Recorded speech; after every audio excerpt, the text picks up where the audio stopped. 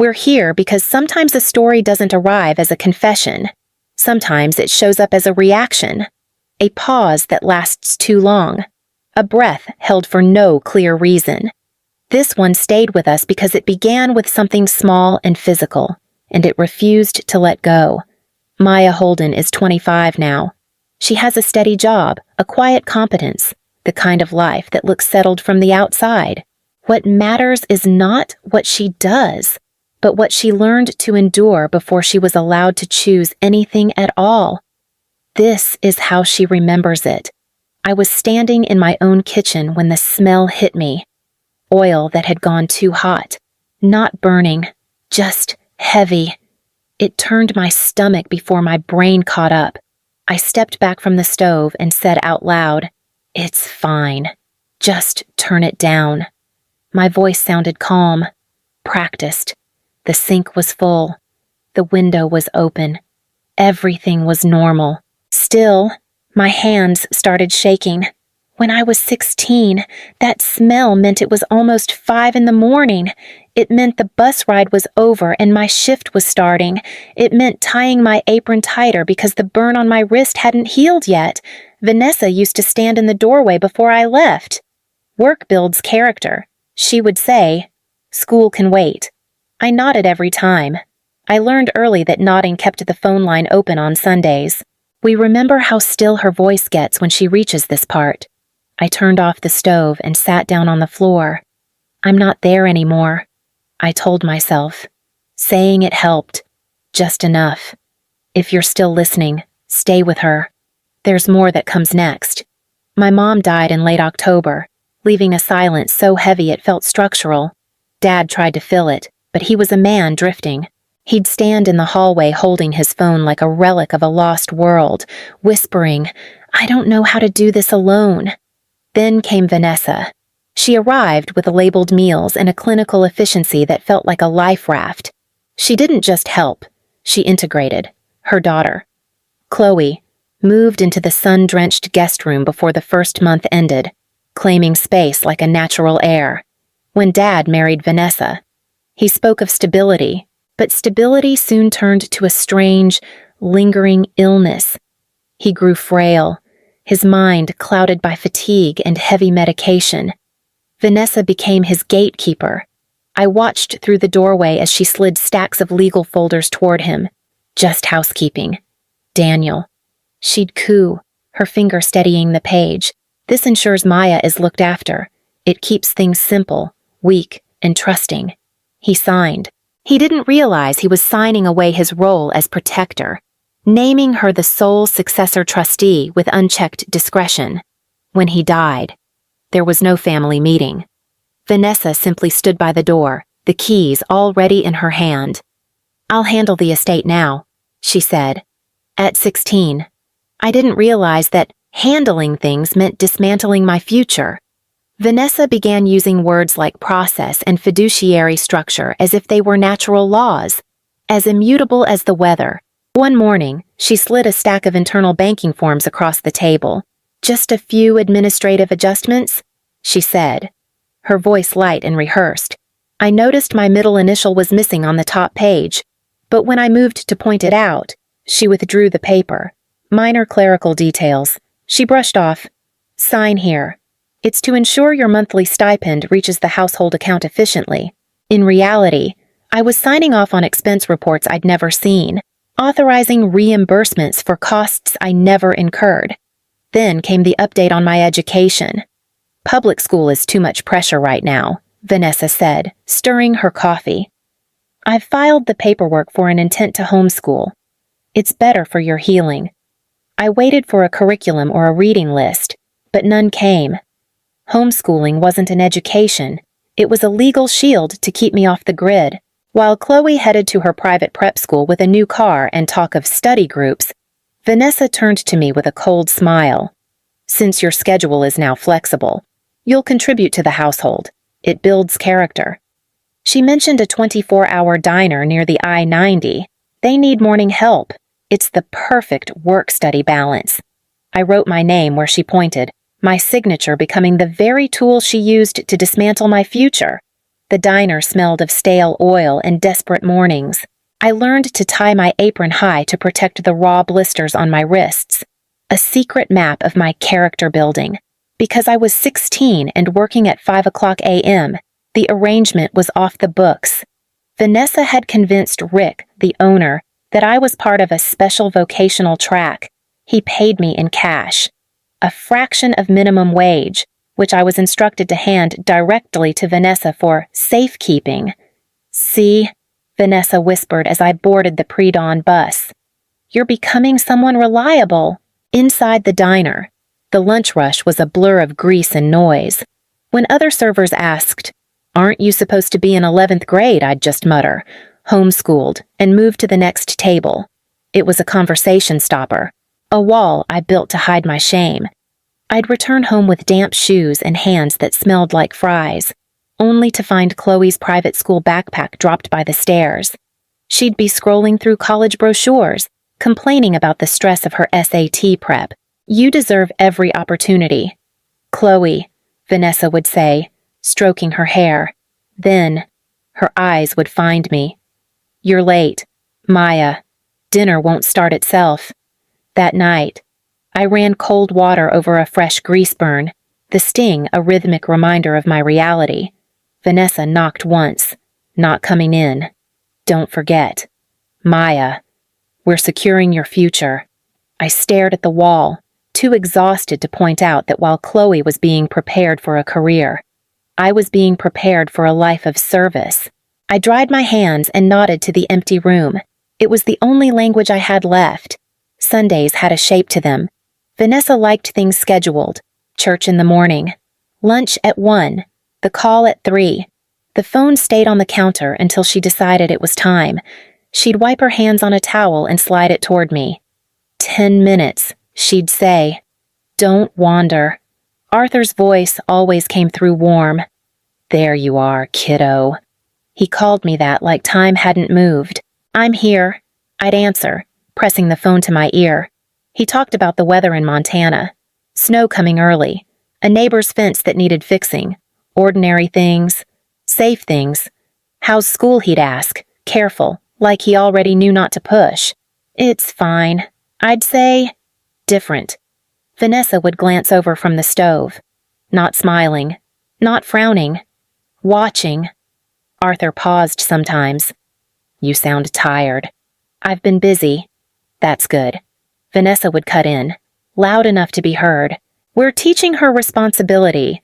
Arthur would clear his throat. "That's important." After the call, Vanessa took the phone back right away. "You handled that well." She'd say, "See what happens when you cooperate." Once, when I stayed quiet too long, she leaned closer. "If you start causing problems, I won't stop you from calling him. I just won't make it easy." I nodded. My chest felt tight, but my voice stayed even. "I understand." She smiled then, satisfied. We notice how she keeps her answers short here. That night, I lay in bed replaying Arthur's voice, holding on to it like proof I still existed somewhere else. Glenn came in on a Tuesday morning, right after the breakfast rush thinned out. I remember because the radio was low and Rick was refilling the napkin holders without rushing me. Glenn sat at the counter and waited instead of waving. When I brought his coffee, he looked up and smiled. "You're working early." "Most days," I said, setting the mug down. He glanced at the clock on the wall, then back at me. "You don't sound like someone on summer break." I shrugged. "I help out." He stirred his coffee even though he hadn't added anything. "Helping out where?" "At home." "Here." He nodded. Slow. "You go to school around here?" "Not exactly." That made him pause. "Not long. Just enough. Who signed you up for homeschooling?" The word landed heavy. I felt it in my shoulders before I felt it anywhere else. "My stepmom handles that." He didn't push. He took a sip and let the silence sit between us. After a minute, he said, "You remind me of a lot of kids I used to worry about." Rick called my name from the kitchen. I turned, grateful for the interruption. When I came back, Glenn left a note folded under the cup. Just a name and a phone number. "Tell Arthur Bell I said hello." He said, already standing. I watched him leave, my heart beating too fast for a normal shift. The bell over the diner door rang at 9:15 a.m. a Tuesday. I was scrubbing a stubborn grease stain on the counter when I looked up and froze. Arthur Bell stood there, holding his hat. He looked thinner, his face etched with the exhaustion of a man who had caught the first flight out of Bozeman and driven straight from the airport. But his eyes were exactly as I remembered, steady, piercing, and currently taking in every detail of my grease-stained uniform. Maya, he said. My name sounded like something fragile he'd been carrying across state lines. I tried to find a smile, but my face felt stiff. You're early. Grandpa, it's only Tuesday. He didn't answer right away. He slid onto a stool, his gaze dropping to my wrist where a makeshift bandage failed to hide the angry red welt of a fresh oil burn. Rick, the owner, lingered nearby, sensing the shift in the air. Coffee? Rick asked, his voice uncharacteristically quiet. Please, Arthur said, never taking his eyes off me. He waited until Rick moved away before asking the only question that mattered. Maya, why aren't you in class right now? The quietness of his voice was worse than a shout. It stripped away all of Vanessa's carefully constructed excuses. I'm homeschooled now. I managed, my throat tightening. I work the breakfast shift.